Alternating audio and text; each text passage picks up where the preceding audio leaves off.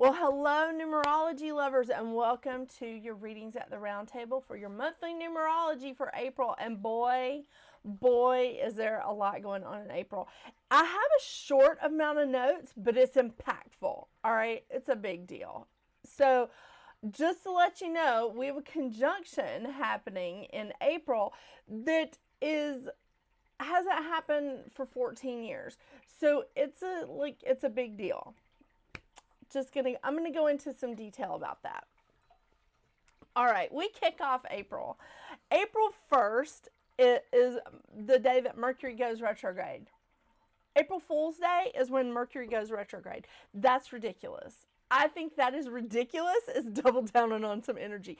And let me tell you something. The shadow period before Mercury goes retrograde has been no picnic for me.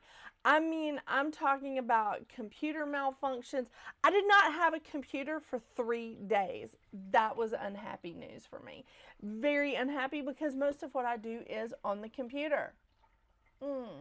So that happened. So much fun. But Mercury going retrograde on April Fool's Day, I feel like is like a little joke to all of us. So just keep on your toes.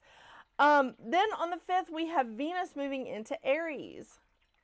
It's not the worst place for Venus. It's not the best place. But the worst place for Venus is actually in Virgo. That'd be my sign. On the 8th, we have a new moon total solar eclipse in Aries, and that's going to hit at 2:21 p.m. Eastern Standard Time. This is a big deal. You are going to hear me talk more about the new and full moons on your zodiac readings for the month. So, because I do zodiac readings for the new moon and the full moon every month. So make sure you tune into that for more details on that solar eclipse. Then on the 19th, we have, we have the sun moving into Taurus. So we're hitting into Taurus season. Good times. On the 20th, here we go. We have Jupiter conjunct Uranus. Hasn't happened for 14 years. It usually happens about every 14 years. But we feel this energy a month before it happens and a month after. So we're still in that energy. I'm going to go into more detail. Hang on. Stay tuned. On the 22nd, we have Earth Day, which is fantastic. Fantastic day. And we also have Passover beginning at sundown. On the 23rd, we have a full moon in Scorpio that hits its peak at 7:49 p.m. Eastern Standard Time. On the 25th, we have Mercury going direct. And whoo, all the angels sing.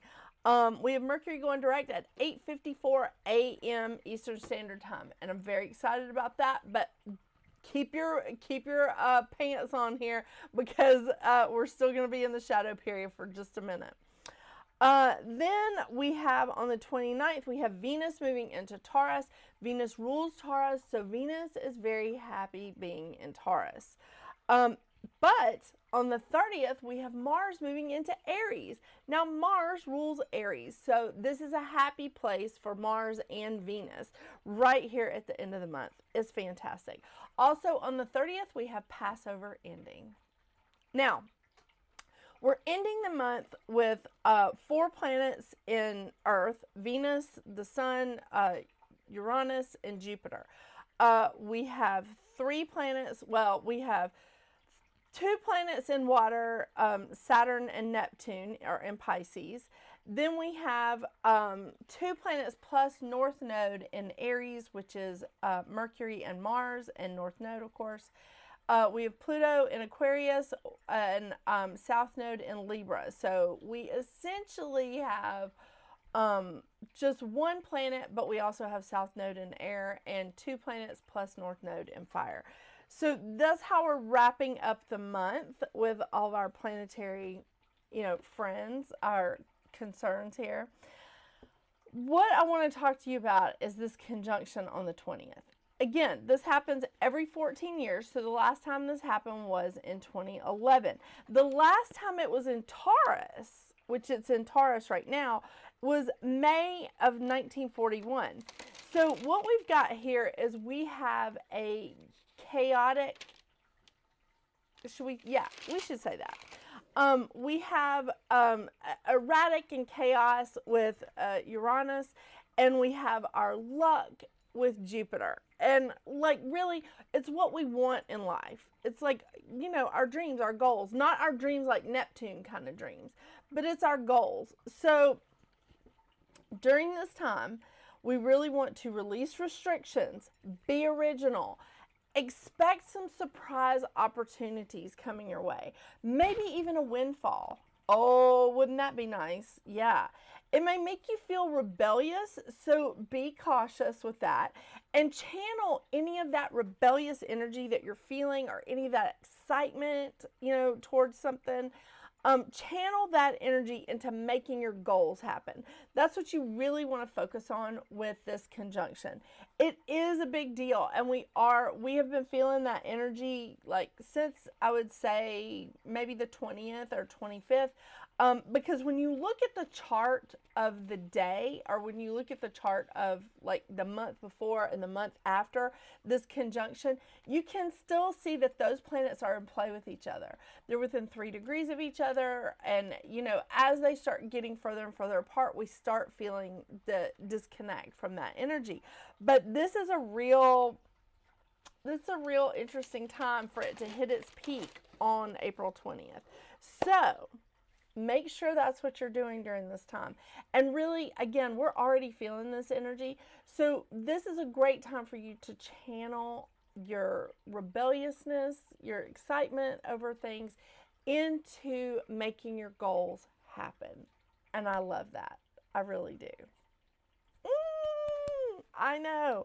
And let me tell you, this is a year for it. It's a 44-8 year. I know I've said this till I'm blue in the face, but this is a year for you to strike while the iron is hot. I don't care what your number is, your life path number. This is a year for you to strike. The iron is hot. Go. Do something. If you don't, that's okay. Maybe there's something going on with you this year, or something's happening in your life and you can't make it happen this year. That's okay. 9 more years, another 8 year will roll around. So no worries.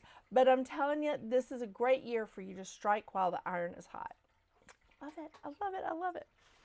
Okay, this worked out well last time, so I'm going to go ahead and introduce these cards so when I get into your individual reading that you don't have to hear me repeat it. I will be pulling from the Goddess Guidance Oracle deck, one of my favorites, and of course the Healing Oracle Crystal Reading cards by Rachelle Charman. And since we do have a solar eclipse, I'm going to pull one more card from Moonology. Oracle cards. I love them. And I like to pull from them from time to time, and just, it makes sense when we're in like lunar and solar eclipses. It's good. All right, so let's see what we've got for your individual numerology.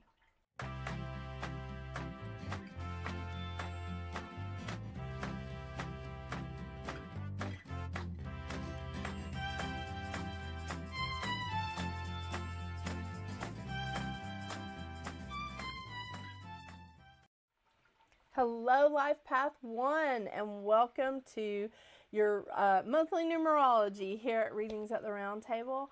I am loving April for you. I really am.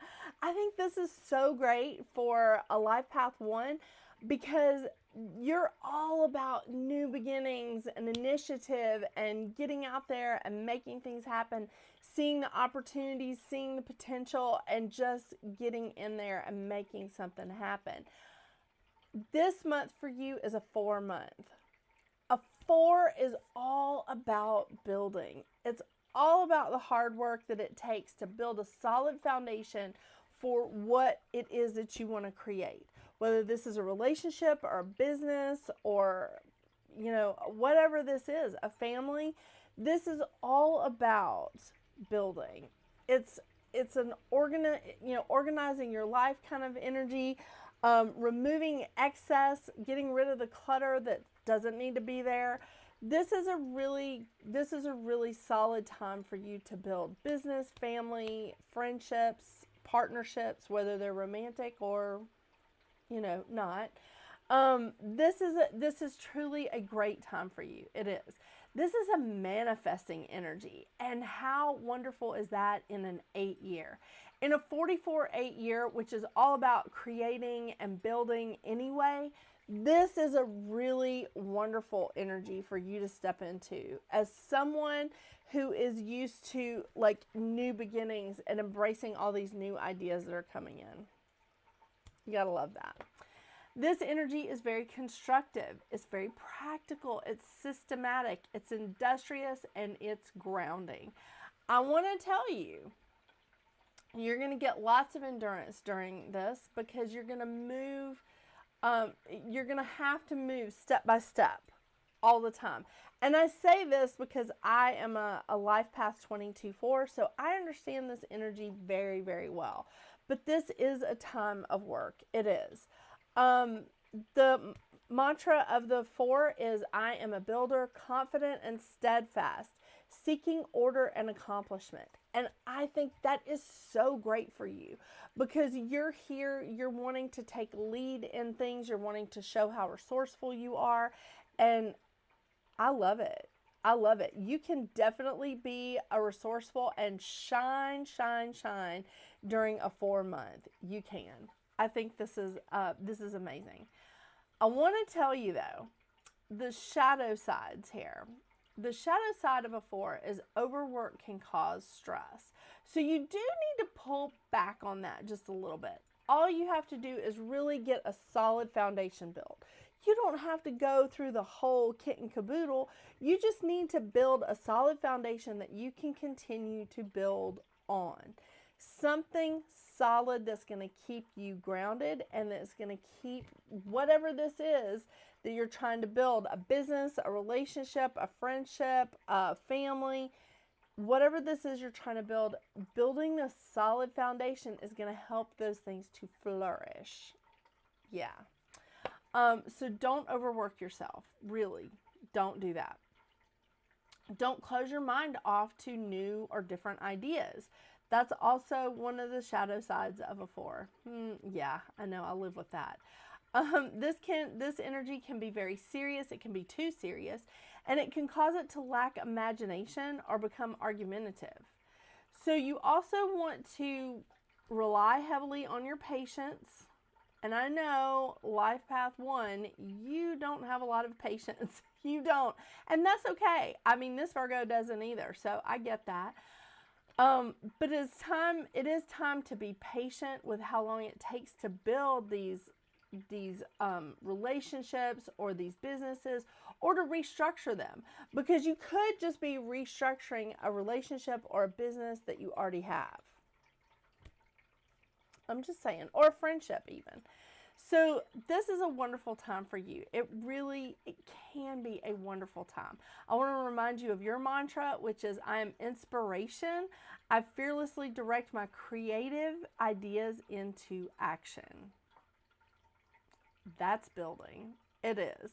And I do think you're going to step into this month quite well. I really do. Remember, have courage and use patience, because you are going to need some courage during this time, because your shadow sides are insecurity, doubt that can make people think that you're being selfish or lazy or aggressive, and you're not. It's just insecurity and doubt bubbling to the surface.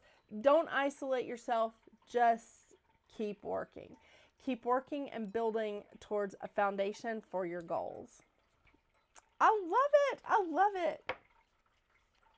What an awesome time for you. It's good. It really is. All right. So yeah, take the initiative. Put your life in order. Organize your life. Be patient. Be patient. I know. 4 it's a good manifestor. It's a good builder. Again, I'm just saying, I have a life path 22/4, so I get it. And with, this is going to go hand in hand really with the Uranus and Jupiter conjunction. It really is going to go hand in hand here, because that's where you're going to feel that rebellious energy coming in, and you need to channel it towards building your goals. Oh, be bold and make the first move, cardinal moon. That's an interesting one. Be bold.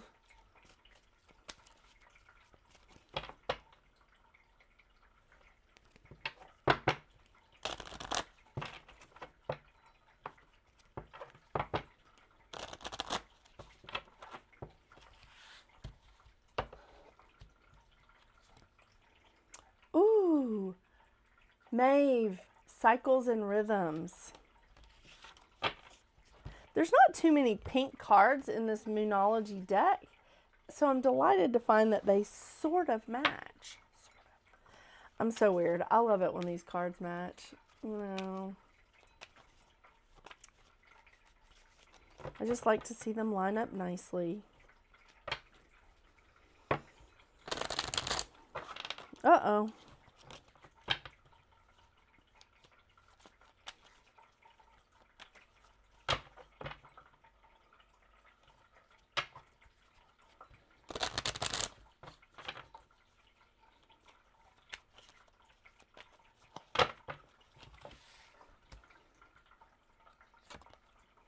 Ooh, Sunstone, empowerment.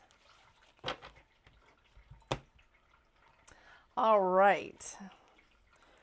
The first advice card is Maeve, cycles and rhythms. Honor the cycles of your body, energy levels, and emotions. So listen to what your body, your energy levels, and your emotions are telling you. Don't overwork yourself and cause a lot of stress. Don't do that. But listen, and if they're telling you you're going in the wrong direction, pay attention and reevaluate. That's what Mercury retrograde. One of the things that Mercury retrograde is about is reevaluating. All right, let's see if we can find that cardinal moon energy. Here we go. Okay, cardinal moon. Be bold and make the first move. Now is the time to be bold, bossy even. Take matters into your own hands. Cardinal signs are powerful and self-starting. They're determined and great at organizing. Drawing this card strongly suggests that you're going to need to be all of those things to get your ideal resolution or position in the situation you're asking about. This card may challenge you on how strongly you really want something. If you're worrying about a situation, it is a suggestion to be less passive.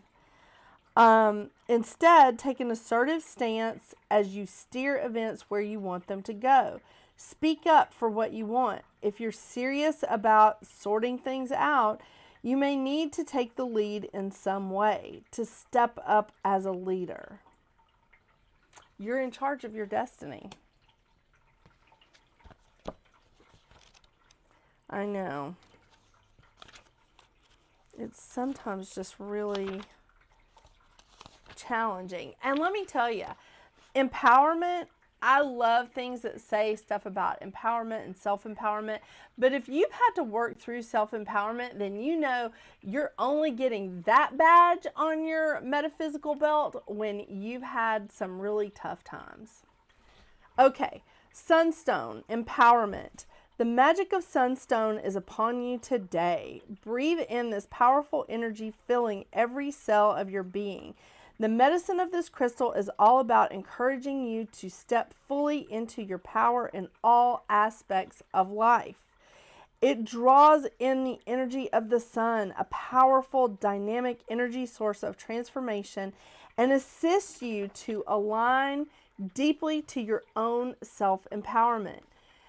It connects to the energy of the divine source of all things. It awakens self-empowerment, creating strength and courage.